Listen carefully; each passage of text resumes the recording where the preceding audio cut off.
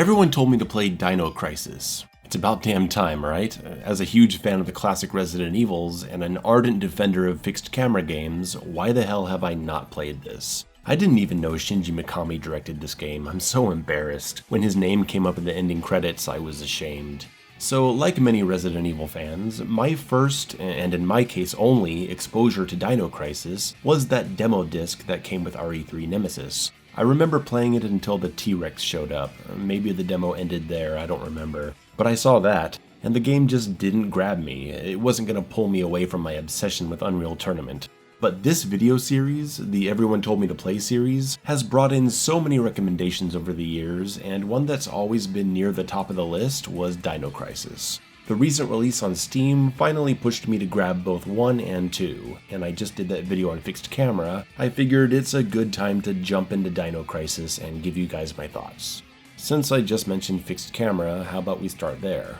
One of the best things about playing Dino Crisis for the first time now was honestly the nostalgia. Fixed camera, tank controls, old graphics, it was nice. But the camera direction itself, it's nothing to write home about.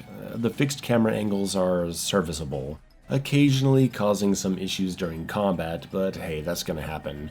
But really there's just a lack of artistic framing. Instead of a static camera, this one moves with the player. It does lead to some cool moments of running towards the camera as it slides away from you, but the bold, interesting, at times stunning views seen in many other fixed camera games, they're mostly absent here. I still enjoyed it because I just like this kind of game. It just doesn't impress visually when it came out the same year as Silent Hill, which is packed full of memorable camera movements and visuals.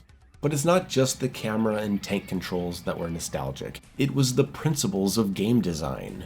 This is straight up survival horror, no bullshit. I really didn't expect that. I mean, I knew it was gonna control and feel like a Resident Evil game, but I didn't know how hard it was gonna lean on the non-action parts of the genre, and how much it was gonna serve up gameplay that assumes the player is a curious person that's actually paying attention.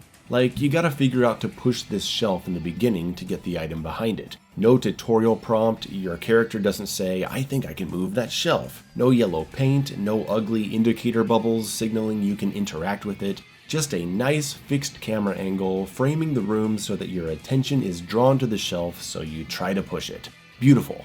Maybe it sounds weird to some of you to say this was legitimately my favorite thing about the game, that it is full of things you have to interact with and you have to find them, you have to actually be curious and observant, and figure out yourself what it is you need to look at. There are so many signs posted on walls and you should be investigating them. Many computers and control panels can be operated, so you need to try them. You're not thinking, oh, that computer has an interact icon, let me try it. Instead, you have to think, I wonder if I can use that computer over there. I love that. I do think interactable computers that have a similar look to others should probably have something to set them apart, as they are easily overlooked, but in the vast majority of cases, I think it's good. The notes you read sometimes contain important information like puzzle instructions, codes, mission locations, and these need to be remembered or written down, as files are not kept with you and important information is not highlighted for you. Not keeping the files you find for access anytime? I think it depends on the game. I like that you don't keep them here, and I love that you actually have to read the notes to find the important bits. It makes me pay more attention to what I'm reading in general instead of just skipping for a highlighted word, you know? It draws me into the story more. And then you're taking that information and key items across the map to make progress. And what a map indeed. The base in Dino Crisis is a very solid design that leads to a lot of backtracking, route planning, and thoughtful exploration, in my experience anyway. And amazingly, Dino Crisis bucks the trend of Resident Evil games where the later maps tend to be small, far less interesting designs, and instead puts you into an equally, if not more interesting map when you make it to the laboratory. It just never lets up. I think the actual layout isn't as memorable or intuitive as a Resident Evil map, but it's still a great exploration experience. And hey, we have the old door-opening loading screens, but they're a lot faster than Resident Evil's, so they feel less tedious to have to watch over and over. And they actually change depending on Regina's life status. Pretty cool. But what's with the lack of health readout in the inventory? Was that really necessary? I mean, it's not like I took damage a lot, but it would be nice to see my health while I'm crafting healing items. Actually, it's kind of embarrassing, but the majority of damage I took was from me accidentally pressing R2 thinking it would aim my gun, and instead flipping around. That happened way more than I'd like to admit. There are many puzzles, and they're really good. Lots of cool pattern matching, memorization, moving things around with a limited number of moves, deciphering passcodes, just a wonderful variety of casual to genuinely hard, spread across what must have been at least 20 puzzles. The one missed opportunity is the fingerprint scanner. You have to scan fingerprints and use them with an employee ID number to forge a new ID that grants access to parts of the level. There are only 2 doors in the whole game that have to be opened this way, but you're able to scan the fingerprints of every corpse you come across, and there's nothing you can do with that information. I was hoping there would be secret ways to craft a bunch of different IDs that open different paths or whatever. Feels like a lot of wasted potential. I did not expect that Dino Crisis would go so hard on map knowledge and puzzles, because the combat isn't as frequent or heavy as the title implies. Dinos are really tanky and hard to stop, so a lot of the encounters come down to just putting them to sleep with darts, or sneaking around them, or finding ways to use security traps against them. On my first playthrough, I had no idea what routes were smart to take or where I'd be running to, which led to a lot of wasted ammo, and hey, that's great. A survival horror game needs to make you feel like that pressure is there, even if it disappears once you have proper knowledge. But there's a good total chunk of this game that doesn't have any dinosaur action happening, and when the action is happening, half the time you're putting them to sleep. I'm not complaining about the game being this way, I just didn't expect it. I think it's great. The dinos distinguish themselves from the Resident Evil zombies by being much faster, agile enough to jump on tables to catch you, and wandering into rooms. Leaving a dinosaur alive or awake means they could barge into the next room you go to. Sometimes dinosaurs won't be where you last saw them. I think that's super cool. You'll also get a few fun ways to kill specific dinosaurs outside of normal combat. You make a pterodactyl fall into a giant fan, and after you solve the gas puzzle, a raptor comes in and you lock him in the gas chamber. Playing on PC, I chose original mode because why wouldn't I? I want the original experience. Well, it turns out original is actually the Japanese version and arrange mode is the American version. Japanese gives you 30 continues, while American only gives you 5, and then it has resuscitation items you can keep in your inventory. That would have made a big difference in difficulty because, honestly, while the navigation and puzzles were challenging, the game overall, when it comes to surviving, really wasn't. 30 continues, unlimited saves, no boss fights. I'm not counting just running around the rubble for a minute while the T-Rex chases you.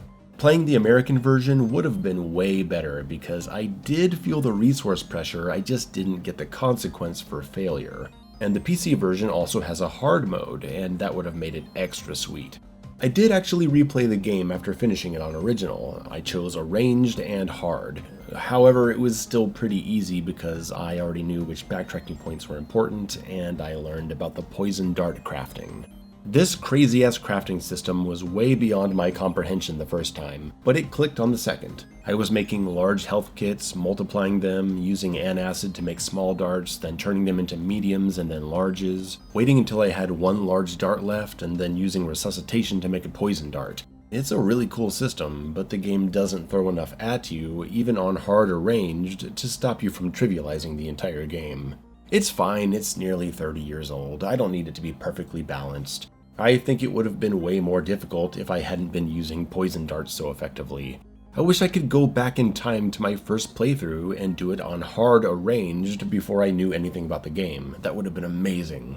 Speaking of crafting, I'm assuming the inventory system throws most people for a loop at first. There's a lot more to manage than other survival horror games. Not just all the crafting ingredients and possible combinations, but different sized darts, different ammo types per gun, 3 different medkits plus hemostat to stop bleeding.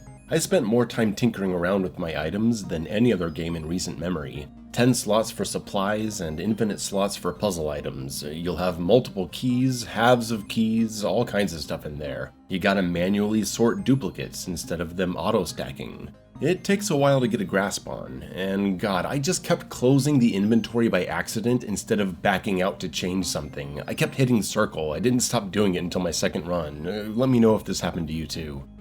Another thing that made me feel really stupid was not realizing the emergency boxes were linked. I really like the twist on item chests, having 3 different categories of these storage boxes that have to be unlocked with plugs, so you're deciding which ones to open, and you can store anything in them later. I assumed I had to come back to these specific boxes, otherwise forget about using what's in there. I had no idea the colors also meant they could be accessed by any other box of the same color. I figured it out right at the end of the freaking game. Oh, there it is up at the top. Access. Silly me for not looking up there. I could have been accessing 30 different items across the game. Fuck, I'm an idiot. The hardest part of my hard-arranged playthrough was actually figuring out where to go, because I had some issues with the map. I know I already talked about the map earlier, and maybe I shouldn't be repeating topics for the sake of video pacing, but fuck it, there's no format to this. I do whatever I want. I could put an echo on my voice mid-sentence, I don't give a fuck. Throw a bunch of distortion on there, I'll do the whole video like this, I don't care. So I had 2 issues. One is just funny, and the other is complicated. The funny one first. I was going around the first part of the game on my second playthrough when I realized my map has no doors on it. I was like, wow, that's a little hardcore, isn't it? Not only do we not show the names of rooms, but we don't even get to see where the doors are? I guess that's just how the American version was, okay. So I played like that for a while. Then I noticed on my second monitor, I could see the doors. Look at this. No doors, doors. Why is this happening? Well, when starting the game on PC, I can choose the resolution, anti-aliasing, frame rate, and, you know, I wanted the game to look good, so I ran it in 4K and all that. But I found myself wanting to see it in its true form. You know, how people experienced it back in 1999. That glorious pixelated look. So on my second playthrough, I lowered the resolution as low as I could, which kinda got me there. But if you go below 1080, the doors disappear. So I put it back at 4K, whatever, problem solved. My second issue is far more complicated to explain. Strap in, this is going to be a long story. At the beginning of the game, you're all the way down at the southeast entrance, outside by all these gates. 2 of them are locked. One tells you which key is required for it. The other simply says, it is locked. You find the first key and open the first one, do stuff down there. Then you enter the main facility where you will spend a few hours, not thinking at all about that other door. You eventually come to a decision where you have to follow Gale to look for clues, or follow Rick to try and rescue your comrade Tommy. I chose Rick on my first playthrough. Choosing Rick makes the map open automatically and it highlights where you need to go. It's all the way back at the beginning, through the door that said it was locked. Simple enough, I did that and continued the rest of the game. Now, on my second playthrough, I tried to do things differently, there being 4 endings and all, so I chose to follow Gale at this point. This time, instead of the map opening up and highlighting the southeast entrance, I followed Gale down a newly opened staircase and explored the basement level. Gale and I get separated by a closing gate and Regina says, I can see an elevator from here. Maybe I can use that to go down from the first floor. Naturally, I think, right, I gotta do that part where I find the fingerprints and make a new ID to use the elevator. I'll go do that right after exploring the basement for clues as the mission said. I found Tommy's corpse just like I did in the first playthrough and read the note he had on him. But I didn't really read it because I had already read it on my first playthrough. The basement leads me back to the southeast entrance at the beginning of the game, and I run into the facility to go upstairs and make the ID. Go down the elevator after Gale, and the only door down there is locked with a DDK code, of which I only have half. What am I supposed to do? There's nowhere else to go. I ran through the entire facility again and didn't find anything. Eventually I just said, fuck it, I'm gonna look up where I'm supposed to go. I already beat this game anyway.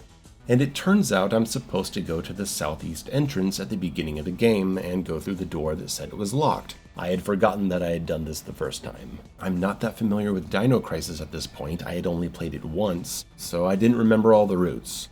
I'm left puzzled, thinking how am I supposed to know to go through this door?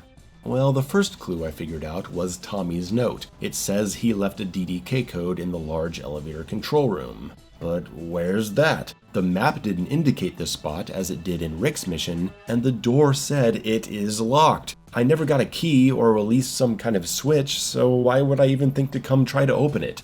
I've also never been to the large elevator, so where the hell's that? I'm not complaining that I had to go find clues. That's awesome, that's what I chose. But what's going on here? How am I supposed to know to come to this door? I became somewhat obsessed over this. I stopped playing for hours, I asked about it on Twitter, I posted in the Dino Crisis Reddit. I wanted to know how the hell I was supposed to know to come open the door from hours ago that said it was locked. And how was I supposed to know this is the entrance to the large elevator control room? Well, it turns out there's a couple ways. Next to this previously locked door is a sign on the fence that says it leads to the large elevator. However, this sign is on the opposite side of the fence, so why would I try to read it from behind? And you can very easily not see this door at all before entering the facility. I don't think the existence of this sign is a great way to signal that you're supposed to come back here hours later, especially if you're thinking this door is still locked. But the real clue I missed was in the conversation back when I made the choice to follow Gale. Can you pinpoint the signal? It's coming from outside of the building, to the east of the rear entrance we came in from. That's a very important piece of information to follow if you don't choose Rick and get the map indication. And the reason I didn't hear it is because I had already beaten the game once. I wasn't really paying attention to this conversation for a second time. So I missed Regina's description of the signal source, there was no map indicator, I didn't see the sign by the large elevator door, and I had no idea I could go through that door because it said it was locked. There you go, that's why I ended up lost. I'm gonna say it was majority my fault, but I also think the game could have done a little better job at guiding me this way, even if it was just something like the lock prompt saying what door it was. Cause like the other door in the same area that was locked says when you try to open it that you need the B1 backup generator room key. Couldn't the large elevator door also say the door to the large elevator is locked? Can I get that? No? Alright.